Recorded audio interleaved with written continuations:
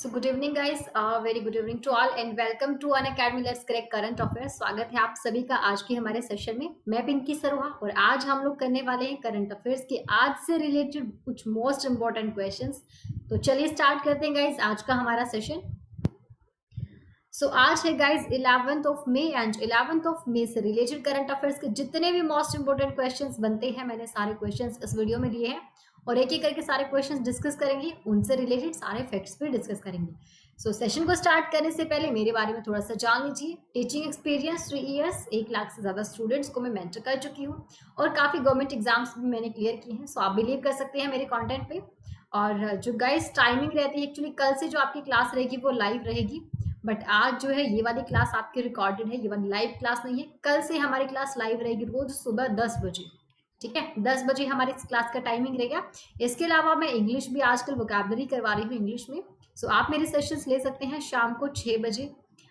Channel का नाम है Unacademy let's crack SSC exams quest. ठीक है, तो चलिए स्टार्ट करते हैं गाइस। टेलीग्राम एप्लीकेशन इंस्टॉल करनी है और लिंक एंटर करना है, उसके बाद सारे अपडेट्स मिलते रहेंगे। और लर्निंग ऐप इंस्टॉल करने के बाद ये रेफरल कोड यूज करना, पिंकी लाइव, जो भी आप कोर्स परचेज करते हैं उसके लिए। 11th ऑफ मई से रिलेटेड करंट अफेयर्स का पहला क्वेश्चन ये रहा आपकी स्क्रीन पे। देखिए फर्स्ट आपका क्वेश्चन यहाँ पर क्या है। Who is the India's richest person in the list released by Forbes recently. अभी हाल ही में फोर्ब्स के द्वारा एक लिस्ट जारी की गई है और इस लिस्ट में इंडिया के सबसे अमीर व्यक्ति कौन है ये आपसे पूछा जा रहा है। गाइज यहाँ से आप ऑप्शंस एलिमिनेट करके या फिर आप वैसे ही अंदाजा लगा सकते हैं, भाई अमीर व्यक्तियों की बात चल रही है तो यहाँ पे आपका सही आंसर क्या होना चाहिए। यस, ऑप्शन ए यानी कि Mukesh Ambani is the correct answer. ठीक है, अभी रिसेंटली फोर्ब्स की लिस्ट जारी हुई है। फोर्ब्स इंडियन बिलियनर्स लिस्ट 2020 है जो कि जारी की गई है और इस लिस्ट में टॉपर मुकेश अंबानी जी रही हैं और कितनी संपत्ति के साथ रही है। भाई इनकी जो संपत्ति रही है 53.2 बिलियन डॉलर संपत्ति के साथ रही है, जो कि आपकी ये संपत्ति जो है बेसिकली कोविड-19 की वजह से इनके से ज्यादा थी, जो कि अब घट करके इतनी रह गई है। ठीक है, तो ये फैक्ट्स भी आप लोगों को याद रखनी, क्योंकि कोविड-19 की वजह से सभी बिजनेसमैन वगैरह को काफी ज्यादा नुकसान का सामना करना पड़ रहा है। इसी के अलावा जीडीपी ग्रोथ रेट भी आप देख सकते हैं दिन प्रतिदिन हमारी गिरती जा रही है और भी बहुत सारी चीजें हैं जो कि नुकसान का सामना करना पड़ रहा है। ठीक है, तो इसी तरह से मुकेश अंबानी जी जो कि इनका जो अभी रह गया है 53.2 बिलियन डॉलर इनकी ये संपत्ति रह गई है, फिर भी इन्होंने टॉप किया है इस लिस्ट के अकॉर्डिंग। अब बात करते हैं यहाँ पर दूसरे नंबर पे कौन है। गाइस सेकंड नंबर पे अगर मैं बात करूं तो राधा किशन दमानी जी हैं जो कि सेकंड नंबर पे हैं, शिव नादर जी हैं जो कि थर्ड नंबर पे हैं। ठीक है, राधा किशन दमानी ये डी मार्ट के फाउंडर हैं। बेसिकली डी मार्ट के शोरूम्स होते हैं जैसे शॉपिंग मॉल्स वगैरह, आप इनसे इन्हीं के आप लोगों ने देखा होगा डी मार्ट के शोरूम्स वगैरह, उन्हीं के ये फाउंडर हैं राधा किशन दमानी जी। और शिव नादर जो है वो फाउंडर और चेयरमैन है HCL टेक्नोलॉजीज की। ठीक है, HCL टेक्नोलॉजीज की। ओके, चलो। और गौतम अडानी लास्ट ऑप्शन, इनके बारे में भी जान लीजिए भाई ये कौन है। गौतम ये बेसिकली जो गौतम अडानी वो अडानी ग्रुप्स के चेयरमैन है। ठीक है, अडानी ग्रुप्स के ये चेयरमैन। क्वेश्चन नंबर 2 देखते हैं हम क्या है आपका क्वेश्चन नंबर 2। ये मुकेश अंबानी जी की फोटो है, आप देख सकते हैं। इन्होंने ही फोर्ब्स के लिस्ट के अकॉर्डिंग टॉप किया है विद 53.2 बिलियन डॉलर्स। ठीक है, चलिए नेक्स्ट आपका क्वेश्चन है यहाँ पर, who has become the brand ambassador of ELSA corp India. यानी कि ELSA कॉप इंडिया का ब्रांड एम्बेसडर कौन बन गया है। भाई यहाँ पे जो आपका सही आंसर होगा दैट इज ऑप्शन सी, यानी कि Ajinkya Rahane is the correct answer. ठीक है, तो भाई जो ये ELSA है ना, ELSA इसका मतलब क्या होता है। ELSA का मतलब मैं आपको बताऊंगी, सबसे पहले क्वेश्चन के बारे में जानते हैं थोड़ा सा। देखो ये जो है एक इंग्लिश सिखाने वाली एक एप्लीकेशन होती है। ठीक है, और इसके ब्रांड एम्बेसडर जो है वो अजिंक्य रहाणे जी को बनाया गया है। जैसे कि आप इंग्लिश सीखना चाहते हैं, इंग्लिश से रिलेटेड जैसे कि कुछ वर्ड्स को लेके प्रोनाउंसिएशन अगर ठीक नहीं है तो भाई ये सारी चीजें हैं जो कि इस एप्लीकेशन के थ्रू आप सीख सकते हैं। ठीक है, तो यही है ELSA कॉप, इसके इस एप्लीकेशन के ब्रांड एम्बेसडर बनाया गया है अजिंक्य रहाणे जी को। ठीक है, अब देखो जो अजिंक्य रहाणे जी है ना, वो बेसिकली वाइस कैप्टन है इंडियन टेस्ट क्रिकेट टीम के, ठीक है, वाइस कैप्टन है इंडियन टेस्ट क्रिकेट टीम के। तो ये भी आप लोगों को इनसे रिलेटेड एक फैक्ट है जो कि ध्यान रखना है, ठीक है। और इसी के बेसिकली ये जो है इंडियन टीम के क्रिकेटर अजिंक्य राहुल जी हैं, और इन्हीं को ब्रांड एम्बेसडर है जो कि बनाया गया, ठीक है। चलिए, बाकी 3 ऑप्शन में दिख रहे हैं गाइस, जैसे कि MS धोनी है, शार्दुल ठाकुर है और ऋषभ पंत। इनके बारे में भी जान लीजिए, ये भी बहुत इंपॉर्टेंट है। जैसे कि सबसे पहले बात करते हैं MS धोनी के बारे में। MS Dhoni basically poker star India के ब्रांड एम्बेसडर इनको बनाया गया है लास्ट मंथ में ही, ठीक है। पोकर स्टार इंडिया के ब्रांड एम्बेसडर लास्ट मंथ इनको बनाया गया है। एंड शार्दुल ठाकुर जी की बात करेंगे तो ये टाटा पावर के ब्रांड एम्बेसडर बने हैं। किसके बने हैं? टाटा पावर के ब्रांड एम्बेसडर बने हैं। और ऋषभ पंत की बात करें, ऋषभ पंत JSW स्टील के ये ब्रांड एम्बेसडर हैं। JSW स्टील के इनको ब्रांड एम्बेसडर बनाया गया है, ठीक है। एंड गाइज यहाँ से और भी कुछ इंपॉर्टेंट नाम मैं आप लोगों को बताती हूँ जिनको ब्रांड एम्बेसडर अभी हाल ही में बनाया गया है। जैसे कि एक सेकेंड, यस, करीना कपूर, इनको किसका ब्रांड एम्बेसडर बनाया गया है? अभी रिसेंटली जो है करीना कपूर को बनाया गया है प्यूमा का ब्रांड एम्बेसडर, ठीक है, प्यूमा का। अच्छा, शेफाली वर्मा की बात करेंगे, शेफाली वर्मा, इनको किसका ब्रांड एम्बेसडर बनाया गया है? पेप्सिको का। पेप्सिको का ब्रांड एम्बेसडर शेफाली वर्मा को बनाया गया है। इसके अलावा अगर हम बात करें, सारा अली खान को भी किसी का ब्रांड एम्बेसडर बनाया गया है। सारा अली खान, इनको बनाया गया है JBL का ब्रांड एम्बेसडर, ठीक है। और अमिताभ बच्चन जी को IDFC फर्स्ट बैंक के ब्रांड एम्बेसडर बनाया गया है। किनको? अमिताभ बच्चन जी को, ठीक है। चलो, आई होप सारे स्टूडेंट्स को क्वेश्चन यहाँ तक क्लियर है सभी। चलिए, सो गाइज आज का सेशन ये आपका रिकॉर्डेड है, कल से डेफिनेटली आपका सेशन लाइव होगा। मैं बोल रही थी लास्ट टाइम भी आपको सेशन लाइव होगा, बट नहीं हो पाया था। एक्चुअली नया चैनल है गाइज, और अभी परमिशन नहीं मिल रही है लाइव जाने की, इसी वजह से यही थोड़ा टेक्निकल इशू आ रहा है। लेकिन कल डेफिनेटली आपकी क्लास लाइव होगी सुबह 10 बजे, तो सभी स्टूडेंट्स को कल समय पर पहुंच जाना है भाई, ठीक है ना। चलिए, क्वेश्चन नंबर 3 देखते हैं आप, क्या है आपका क्वेश्चन नंबर 3। ये अजिंक्य रहाणे जी की पिक्चर देख सकते हैं आप, ब्रांड एम्बेसडर इनको बनाया गया ELSA का, जो कि एक एप्लीकेशन है, इंग्लिश की एप्लीकेशन है, ठीक है। चलो, क्वेश्चन नंबर 3 देखते हैं आप, क्या है। When was world red cross day celebrated, यानी कि विश्व रेड क्रॉस डे है जो कि कब सेलिब्रेट किया गया था, ये आपसे पूछा जा रहा है। तो भाई यहाँ पे जो आपका सही आंसर हो जाएगा दैट इज ऑप्शन C, यानी कि 8 मई को, ठीक है।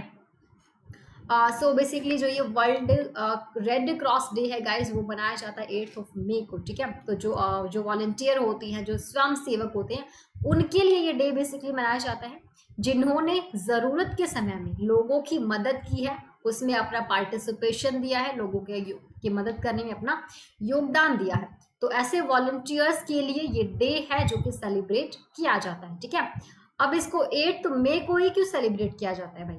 इसके पीछे भी एक रीजन है, क्योंकि 8 मई 1828 को जो हेनरी डॉन्ट है, इनका जन्म हुआ था, ठीक है। हेनरी डॉन्ट जी का जन्म हुआ था एक्चुअली, और उन्होंने ही जो है 1863 में, एक सेकेंड, यस, 1863 में स्विट्जरलैंड के जेनेवा में इंटरनेशनल रेड क्रॉस जो कमेटी है उसका बेसिकली उसकी स्थापना की गई थी, उसको एस्टेब्लिश किया गया था। तो इसीलिए जो है बेसिकली ये डे 8 मई को सेलिब्रेट किया जाता है।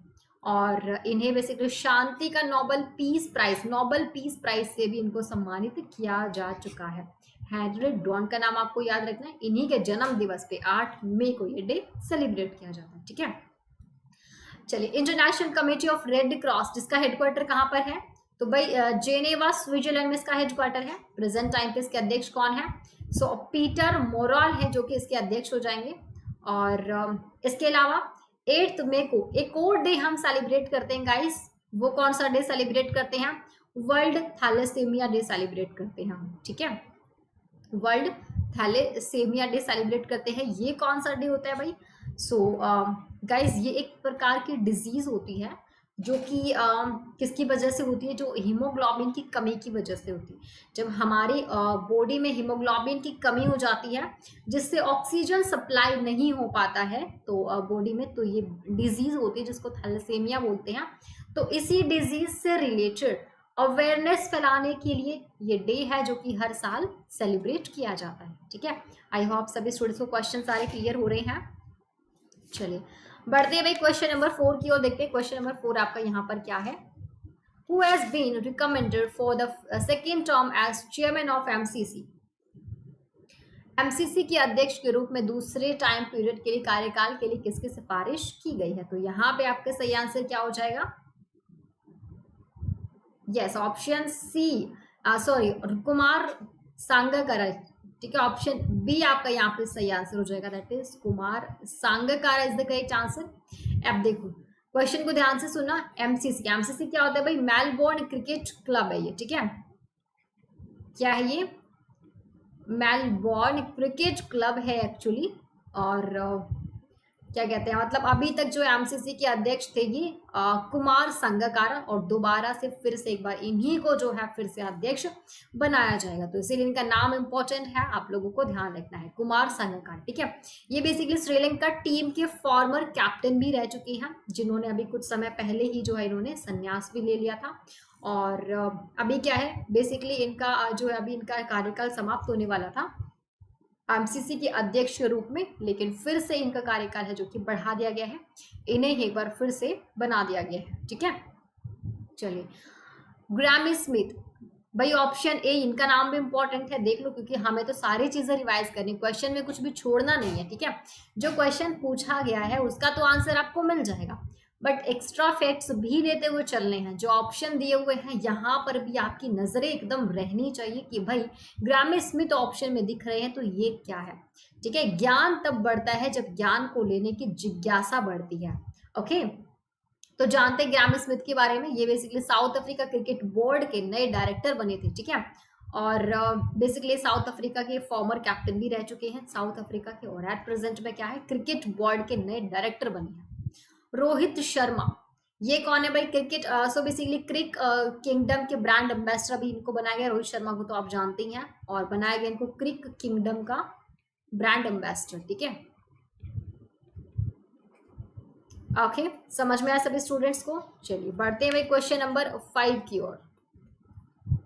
हाँ जी, ये कुमार संगकारा की फोटो है भाई, आप इनको देख सकते हैं, इनको याद रख सकते हैं। ठीक है, चलिए क्वेश्चन नंबर 5 ये रहा आपके स्क्रीन पे, देखिए क्या है question number 5। Which company has recently announced the withdrawal of membership of the Indian steel association? हाल ही में किस कंपनी ने इंडियन स्टील एसोसिएशन की मेंबरशिप है जो कि छोड़ने की घोषणा की है? तो भाई यहाँ पे जो आपका सही आंसर होगा दैट इज ऑप्शन ए, यानी कि टाटा स्टील। ओके, सो अभी क्या है गाइस कि टाटा स्टील ने इंडियन स्टील एसोसिएशन की मेंबरशिप है जो कि छोड़ने की घोषणा कर दी है। और इसी के साथ टाटा स्टील के जो एमडी सीईओ हैं, जिनका नाम क्या है, जस्ट वेट, यस, उनका नाम है टीवी नरेंद्र, टीवी नरेंद्र। ठीक है, और उन्होंने जो बेसिकली इंडियन स्टील एसोसिएशन के अध्यक्ष के पद से इस्तीफा भी दे दिया था। तो इनका नाम आपको याद रखना है, जो कि इंपॉर्टेंट है। ठीक है, ओके, सो अब बात करते हैं भाई टाटा स्टील के बारे में, जिसको एस्टेब्लिश कब किया गया था? 1907 में एस्टेब्लिश किया गया था, और इसका जो हेड क्वार्टर है वो कहाँ पर है? मुंबई में इसका हेड क्वार्टर है। बात करते हैं प्रेजेंट टाइम पे इसके चेयरमैन कौन है? सो नटराजन चंद्रशेखरन है। ठीक है, नटराजन चंद्रशेखरन। एंड गाइज ये सेशन आपका लाइव नहीं चल रहा है, मैं एक बार फिर से याद दिला देती हूँ, आपका सेशन ये रिकॉर्डेड चल रहा है। ठीक है, और लाइव सेशन कल से होगा, कल सुबह 10 बजे से ये क्लास आपकी लाइव रहा करेगी, बिल्कुल। ठीक है, सो भाई जो भी डाउट्स वगैरह हो आप लोग कल पूछ लीजिएगा, जितनी भी चीजें डिस्कस करनी है हम कल बहुत अच्छे से करेंगे। ठीक है, आज के लिए और बस एडजस्ट कर लीजिएगा, क्योंकि नया चैनल है, अभी लाइव जाने के लिए परमिशन ही नहीं मिल रही है वहां पे। ठीक है, सो कल से लाइव होगी हमारी क्लास, और आई होप कि सभी क्वेश्चंस आप लोगों को समझ में आ रहे हैं। जो भी चीजें हैं कमेंट बॉक्स में भी आप लिख करके मुझसे पूछ सकते हैं। क्वेश्चन नंबर 6 की ओर चलते हैं भाई। ये टाटा स्टील का लोगो आप देख सकते हैं। क्वेश्चन नंबर 6 ये रहा आपकी स्क्रीन पे, देखिए When was world migratory bird day celebrated, यानी कि विश्व प्रवासी पक्षी दिवस कब मनाया गया? तो यहाँ पर आपका सही आंसर क्या हो जाएगा भाई? सी, यानी कि 9 मई को सेलिब्रेट किया है भाई। माइग्रेटरी बर्ड डे सेलिब्रेट किया गया है, तो अभी रिसेंटली 9 मई को ये सेलिब्रेट किया है, ठीक है। सो बेसिकली जो माइग्रेटरी बर्ड है उनके बारे में अवेयरनेस फैलाने के लिए और उनके संरक्षण के लिए, उनके प्रोटेक्शन के लिए, ठीक है, जरूरी अंतर्राष्ट्रीय सहयोग के महत्व के बारे में, जो सहयोग करना चाहिए अंतर्राष्ट्रीय सहयोग के महत्व के बारे में, उसके इम्पोर्टेंस के बारे में सभी कंट्रीज को अवेयर करना, सभी कंट्रीज में जागरूकता फैलाना, यही पर्पस है, मेन यही उद्देश्य है इस डे को सेलिब्रेट करने का, ठीक है। सो इस बार जो है इसकी थीम भी रखी गई है गाइस, और थीम जो है वो हर फेस्टिवल की, हर डे की जो भी सेलिब्रेट किया जाता है वो बहुत इंपॉर्टेंट होती है। और थीम क्या है? Birds connect our world, birds connect our world, ठीक है। समझ में आया सभी स्टूडेंट्स को? यस, ये थीम यहाँ पर दी गई है, आप देख सकते हैं यहाँ पे, बर्ड्स कनेक्ट आवर वर्ल्ड। चलिए इसी के साथ बढ़ते हैं क्वेश्चन नंबर 7 की ओर। और गाइस प्लीज यार, सेशन आप लोगों को अच्छा लग रहा है तो सेशन को लाइक और शेयर करना बिल्कुल भी ना भूलें। एक लाइक और एक शेयर जरूर सभी स्टूडेंट्स देंगे, ठीक है। चलिए इसका स्क्रीनशॉट जरूर ले लीजिएगा गाइस, ये जब भी आप फोन को स्क्रॉल करेंगे तो ये जरूर देख लीजिएगा, ठीक है। 1 मई से लेकर के 8 मई तक जितने भी डे हमने सेलिब्रेट किए, और 9 मई को मैंने अभी आप लोगों को बताया, ठीक है। बच गया 10, 11 का, वो हम कल वाली क्लास में करेंगे, ठीक है। चलिए सो बढ़ते हैं भाई क्वेश्चन नंबर 7 की ओर। हाँ जी, देखिए क्वेश्चन नंबर 7 क्या है? Which minister has recently inaugurated a new route for the Kailash Mansarovar Yatra? हाल ही में किस मंत्री ने कैलाश मानसरोवर यात्रा के लिए एक नए मार्ग का उद्घाटन किया है? सो यहाँ पर गाइस सही आंसर आपका है राजनाथ सिंह, ठीक है। सो अभी रिसेंटली राजनाथ सिंह जी के द्वारा कैलाश मानसरोवर यात्रा के लिए एक नया मार्ग है जिसका उद्घाटन किया गया है। उन्होंने जो ये नया मार्ग है वो बेसिकली उत्तराखंड में बनाया गया है। ये 80 किलोमीटर लंबी ये सड़क है, ठीक है। 80 किलोमीटर लंबी ये सड़क है जिसका उद्घाटन किया गया है, जो कि लाइन ऑफ एक्चुअल कंट्रोल के पास जो लेपू लेक पास है आपका, वहां से होते हुए कैलाश मानसरोवर के लिए जो है एक नया रास्ता है जो कि ओपन किया जा रहा है, ठीक है। जिसका उद्घाटन किसके द्वारा किया गया है? राजनाथ सिंह जी के द्वारा। अब यहाँ से एक और इम्पोर्टेंट क्वेश्चन बन जाता है गाइस कि बेसिकली ये जो रोड है, ये जो मार्ग बनाया जा रहा है, यात्रा के लिए रूट बनाया जा रहा है, वो किसके द्वारा बनाया जा रहा है, ठीक है। सो भाई ये सारी चीजें जो की जाती है, जो रोड्स वगैरह बनाए जाते हैं ना, वो किसके द्वारा बनाए जाते हैं? BRO, यानी कि border road organisation, border road organisation के द्वारा बनाए जाते हैं, ठीक है। जिसको एस्टेब्लिश किया गया था 1960 में, जिसका हेडक्वार्टर है न्यू दिल्ली में, ठीक है। और राजनाथ सिंह जी का निर्वाचन क्षेत्र कौन सा है? लखनऊ है, जो कि गोमती नदी के किनारे पर स्थित है, ठीक है। तो ये सारे फैक्ट्स आप लोगों को ध्यान रखने। बढ़ते हैं क्वेश्चन नंबर 8 की ओर। हाँ जी, ये आप देख सकते हैं भाई, ये मार्ग जो बनाया जा रहा है, ठीक है। चलिए क्वेश्चन नंबर 8 देखते हैं गाइस, क्या है आपका? Which bank has announced a loan of $500 million to India for COVID-19 emergency procedures? किस बैंक ने COVID-19 इमरजेंसी प्रोसीजर्स के लिए भारत को $500 मिलियन का ऋण है जो कि देने की घोषणा की है? तो भाई यहाँ पे आपका सही आंसर क्या हो जाएगा? ऑप्शन डी, यानी कि AIIB, ठीक है।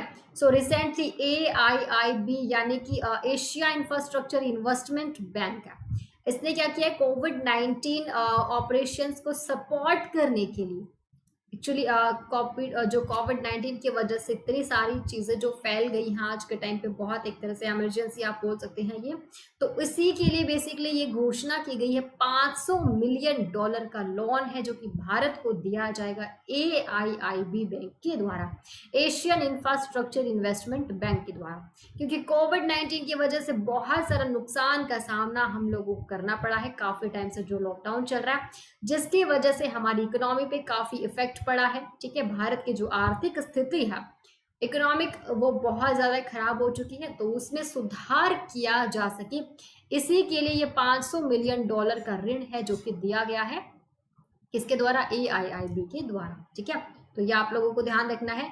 जानते AIIB के बारे में थोड़ा सा। एशिया इंफ्रास्ट्रक्चर इन्वेस्टमेंट बैंक, जिसका हेडक्वार्टर कहाँ पर है, चाइना में इसका हेडक्वार्टर है, और 78 इसकी मेंबर कंट्रीज। प्रेजेंट टाइम पे अध्यक्ष की बात करेंगे, सो जिन लीकन है जो कि इसके अध्यक्ष हो जाएंगे। ठीक है, जिन लीकन। ओके, समझ में आया सभी स्टूडेंट? आई होप सारे क्वेश्चंस आप लोगों को बहुत अच्छे से क्लियर हो रहे हैं। और गाइस, कोई भी प्रॉब्लम है, कोई भी डाउट है, या तो आप कमेंट बॉक्स में पूछ लीजिएगा, वरना कल हमारी क्लास होगी लाइव 10 बजे, तो वहां पर हम लोग डिस्कस कर सकते हैं। चलिए क्वेश्चन नंबर 9 देखते हैं आप क्या है। देखिए क्वेश्चन नंबर 9 है, the term of president of international hockey federation was extended to 2021, what is his name? यानी कि अंतर्राष्ट्रीय हॉकी महासंघ के अध्यक्ष का कार्यकाल 2021 तक बढ़ाया गया है, तो उसका नाम क्या है? सो यहाँ पर जो आपका सही आंसर हो जाएगा guys, that is option B, यानी कि Narendra Batra is the correct answer. ठीक है, सो अभी रिसेंटली क्या है कि इंटरनेशनल हॉकी फेडरेशन के जो प्रेसिडेंट है ना, नरेंद्र बत्रा जी, उन्हीं का टाइम पीरियड भाई 2021 तक के लिए है, जो कि बढ़ा दिया गया। ठीक है, सो जो इंटरनेशनल हॉकी फेडरेशन है उसका बेसिकली अभी वार्षिक सम्मेलन यानी कि एनुअली कॉन्फ्रेंस इसी साल अक्टूबर में होना था, जो कि अभी पोस्टपोन कर दिया गया है वो 2021 तक के लिए। तो इसी की वजह से जो है इनका टाइम पीरियड भी उसी टाइम, ये सम्मेलन खत्म, कॉन्फ्रेंस खत्म होने के बाद ही इनका टाइम पीरियड खत्म होना था। सो कॉन्फ्रेंस को पोस्टपोन कर दिया गया, इसीलिए इनका टाइम पीरियड है वो भी बढ़ा दिया गया। ठीक है, इसीलिए जो है ये इंटरनेशनल ऑफ हॉकी फेडरेशन के जो प्रेसिडेंट है नरेंद्र बत्रा जी, इनका टाइम पीरियड भी मई 2021 तक के लिए बढ़ा दिया गया है। ठीक है, मई 2021 तक के लिए। श्रीकांत माधव वैद्य, ये कौन है भाई? IOC के ये चेयरपर्सन बने हैं, इंडियन ऑयल कॉरपोरेशन के चेयरमैन बने हैं ये। और कपिल देव त्रिपाठी की बात करेंगे, ये प्रेसिडेंट है जो हमारे रामनाथ कोविंद जी, उनके क्या बने हैं? सचिव बने हैं, उनके ये सेक्रेटरी बने प्रेसिडेंट के। Sanjay Kothari chief vigilance commissioner ये बने हैं। ठीक है, क्वेश्चन नंबर 10 देखते हैं आप क्या है। ये आप देख सकते हैं नरेंद्र बत्रा जी की फोटो है, आप इनको पहचान सकते हैं ऐसे। चलिए क्वेश्चन नंबर 10 देख सकते हैं भाई क्या है। विच स्टेट हैज बैंड पान मसाला फॉर 1 ईयर? किस राज्य ने 1 साल तक के लिए पान मसाला है जिसको बैन कर दिया गया है? तो भाई यहाँ पे आपका सही आंसर क्या हो जाएगा? देखो झारखंड यहाँ पर आपका बिल्कुल सही आंसर है। सो बेसिकली अभी क्या है कि झारखंड गवर्नमेंट ने पान मसाले के जो 11 अलग अलग ब्रांड्स होते हैं ना, उन सभी को जो है 1 साल तक के लिए बैन कर दिया गया। अब ऐसा क्यों किया गया है? सो बेसिकली उनके सैंपल्स लिए गए थे और उनके सैंपल्स में जो है मैग्नीशियम कार्बोनेट की मात्रा पाई गई है, मैग्नीशियम कार्बोनेट की मात्रा पाई गई है, जिससे एक हार्ट डिजीज होता है। ठीक है, दिल से रिलेटेड बीमारी होती है इस मैग्नीशियम कार्बोनेट से, जो कि उसमें मिलाया जाता है। किसमें मिलाया जाता है? ये पान मसाला में मिलाया जाता है। ठीक है, तो इसी वजह से जो है इसको बैन कर दिया गया है। पर फिर भी जो है इसको एक बार पहले इसको वार्निंग दे गई थी, तो ये फिर भी जो है इसमें मिलाया जा रहा था, इसीलिए जो है इसको बैन कर दिया गया 1 साल के लिए। ठीक है, और झारखंड ऐसा करने वाला एक अकेला राज्य नहीं है, ये तीसरा राज्य बन गया है पान मसाला को बैन करने वाला। हाँ जी, इससे पहले 2 राज्य और रह चुके हैं आपके। कौन कौन से? एक तो महाराष्ट्र, इसमें बैन किया गया है। दूसरा बिहार में भी आपका बैन किया गया है, और अब तीसरा बन गया है झारखंड, इसमें भी जो है पान मसाला को बैन कर दिया गया है। ठीक है, झारखंड से रिलेटेड स्टैटिक पॉइंट्स जान लेते हैं। कैपिटल यहाँ पे रांची हो जाएगी गाइस, और CM यहाँ पर है हेमंत सोरेन। ठीक है, और गवर्नर यहाँ पर कौन है भाई? द्रौपदी मुर्मू है, द्रौपदी मुर्मू है। ठीक है, और कॉल कैपिटल ऑफ इंडिया किसको कहा जाता है? गुजरात के धनबाद को ही कॉल कैपिटल ऑफ इंडिया है जो कि कहा जाता है। क्वेश्चन नंबर 11 देखते हैं क्या है। Who has been appointed as the goodwill ambassador of UNEP? यानी कि UNEP के गुडविल एम्बेसडर के रूप में किन्हें अपॉइंट किया गया है? ठीक है, सो गाइज प्लीज सेशन अच्छा लग रहा है तो यार लाइक एंड शेयर करना ना भूलें। टाइम टू टाइम सेशन को लाइक करते रहें और सेशन को शेयर भी करते रहें। क्वेश्चन नंबर 11 का जो सही answer that is option A, यानी कि दिया मिर्जा। ओके, दिया मिर्जा बेसिकली गुडविल एम्बेसडर पहले से ही ये थी, लेकिन अभी जो है इनके टाइम पीरियड को 2022 तक के लिए एक बार फिर से बढ़ा दिया गया है, ठीक है। यूएनईपी,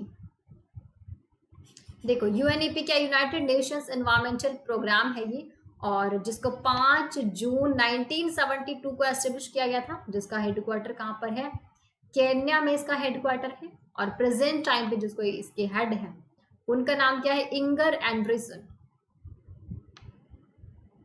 ठीक है। चलो, करीना कपूर, इनके बारे में अभी पढ़कर आए हैं हम, इनको प्यूमा का ब्रांड एम्बेसडर बनाया था। और सलमान खान, इनको रियलमी का ब्रांड एम्बेसडर बनाया गया है, ठीक है, रियलमी का। शरदुल ठाकुर जी के बारे में भी अभी जस्ट हम पढ़कर आए, इनको टाटा पावर का ब्रांड एम्बेसडर बनाया, किसका, टाटा पावर का इनको ब्रांड एम्बेसडर बनाया गया है, ठीक है। सो गाइज, आज के सेशन में हमारे इतने ही क्वेश्चंस थे। सेशन अगर अच्छा लगा है तो लाइक एंड शेयर करने में कोई कंजूसी नहीं करना है। तहे दिल से शुक्रिया अदा करूंगी उन सभी स्टूडेंट्स का जो सेशन को लाइक करेंगे और शेयर करेंगे। Thank you so much. और प्लीज़ बहुत अच्छे से पढ़ाई कीजिए, बहुत अच्छे से। आप लोगों को एक टाइम भी मिला हुआ है लॉकडाउन की वजह से कि कहीं जाना नहीं है आप लोगों को, ठीक है।